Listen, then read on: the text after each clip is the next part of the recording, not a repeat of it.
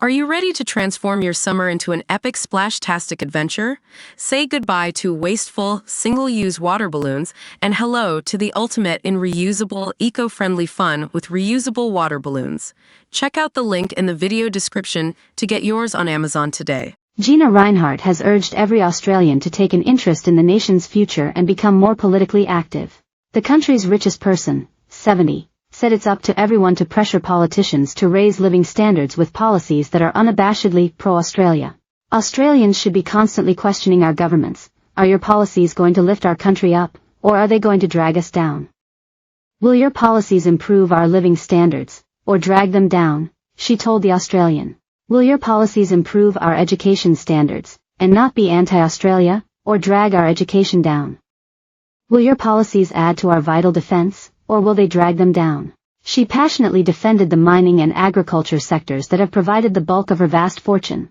She said, people forget that everything around us had to be either mined or grown, from our cars and laptops to our clothes and medical equipment. When mining does well, Australians do well, she asserted. Though I should add, when mining doesn't do well, nor do Australians. Mrs. Rinehart, who is executive chair of her company Hancock Prospecting, said that sadly many policies pursued by federal and state policies drag us down, and are not in the best interests of Australians. Previously she has often called for a reduction in government red tape and taxes that she claims strangle economic growth. Recently Mrs. Rinehart even claimed China's communist government was doing a better job than Australia's because it was pursuing reliable electricity production, including building many coal-fired power stations and nuclear ones. She has also called on Australia to follow China's lead in establishing so-called special economic zones, particularly for Northern Australia, where government burdens would be reduced to encourage investment.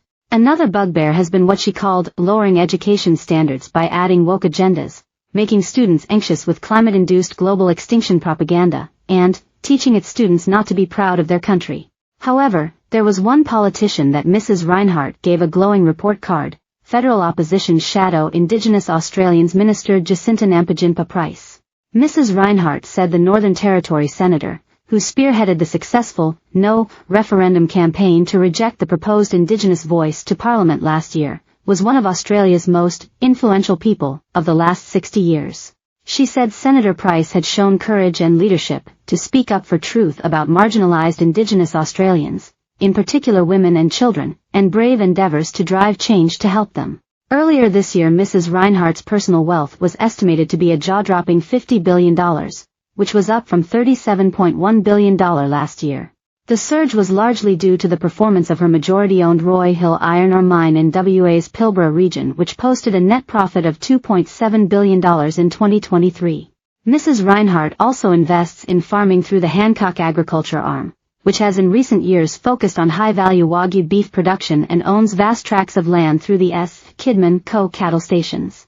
Along with other holdings in high-end residential real estate, Mrs. Rinehart has recently bought iconic Aussie fashion brands Dryzabone and Rossi Boots.